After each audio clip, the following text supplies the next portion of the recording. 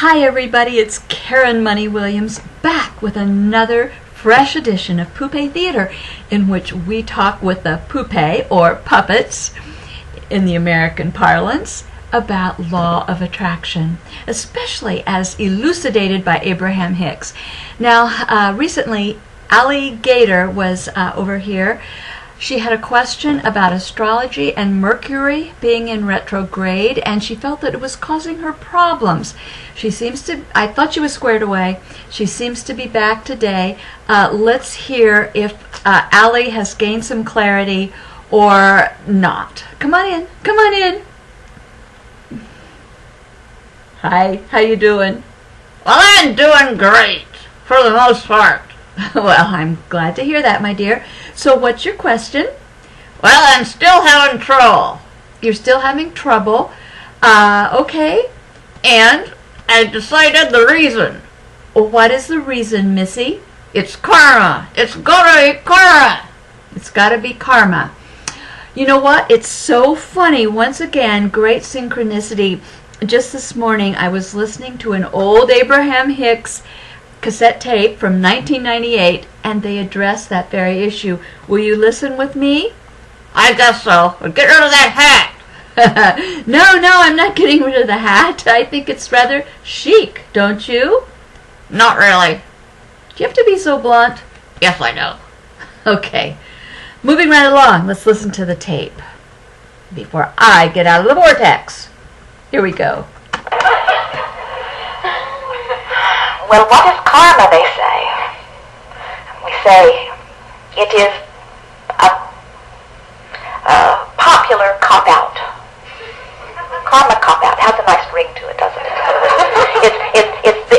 It's a popular excuse for not accepting that you can't have it the way you want, and we don't blame you.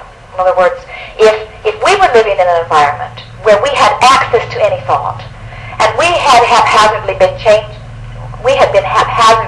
choosing thought, in other words, not deliberately focusing, and we had a bunch of things in our life that were not as we want them to be, we don't think we would be that excited about hearing that we are the creator of our own reality either.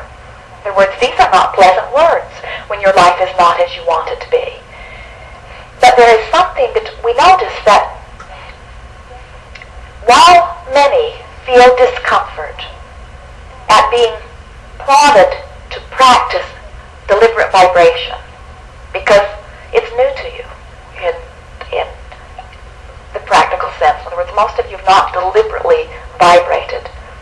The alternative is awful. In other words, the alternative is blaming things outside of me that have never had anything to do with it anyway.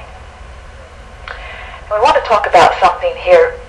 We talked earlier about Jerry's acknowledgement that he can feel the energy of a thunderstorm. And every now and again, we see in your experiences, we see it in Esther's experience. Recently, something happened with some friends that they work with. And as it unfolded, Esther said to Jerry, I actually am feeling a measure of release here. She said it was something that on some level I've been feeling, although I couldn't articulate it, and now that it has just gone ahead and happened, somehow I'm feeling relief that I was recognizing something while I did not know what it was. Now, what we're getting at here is every thought that you and every thought that anyone else has thought or has ever thought is swirling out here in the cosmos. And law of attraction is bringing those vibratory thoughts together. And so there are little explosions everywhere. And so if you're sitting back just watching the explosions that are the results of the thoughts that people are thinking, including you, your assumption may be, well, I don't have control over that. And we say, in a sense, you're right. You don't have control over the way law of attraction puts it together. You don't have control over what they're all thinking. You don't even have any control over what you thought. In other words, you can't, in this moment, undo any of those thoughts that you've contributed to that thought bank. In other words, that's all water under the bridge. That's all a done deal. That's all part of the cosmos. It's all out there happening. You cannot control, nor would you want to, any of these probabilities more possibilities. But one thing you can very well control, and that is what my signal is right now, which means how I relate to anything else that is out there. You see?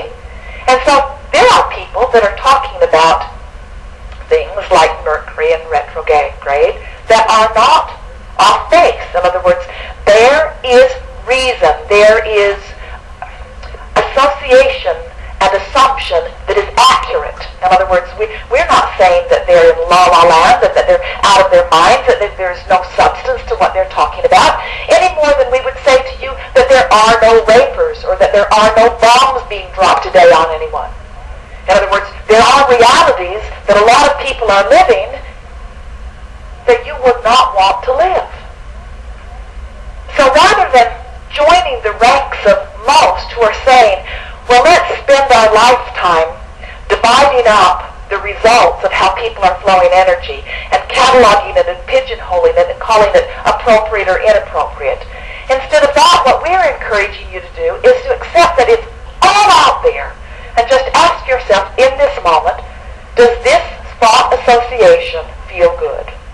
In other words, we're not asking you to limit the smorgasbord.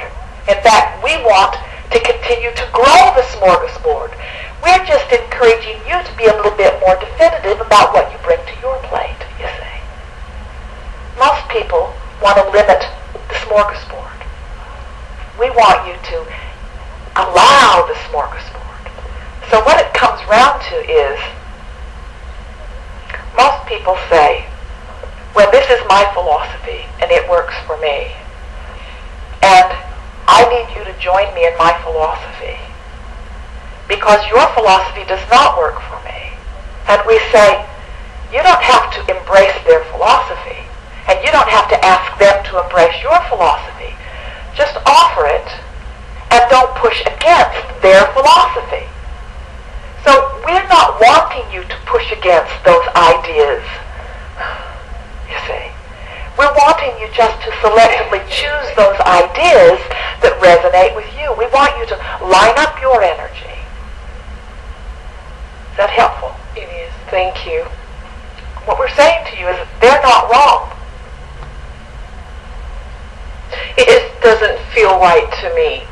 I keep hearing people saying it. I'm thinking it just doesn't resonate right with me. All right, so now we want to take this a little further. It doesn't feel right to me. Now, where does that leave you? In a place of not feeling right. So we say, well, then just leave them alone. I do. I mean, I know what I believe, and to think that a planet is somehow causing things to happen in my life, I just thinking, this doesn't sound right. Well, with what I know now. What we're getting at here, but there's another piece of this for you, because whether they're right or not, or whether you're right or not, there's a much bigger issue here. And that bigger issue is, do you need them to know they're wrong? No.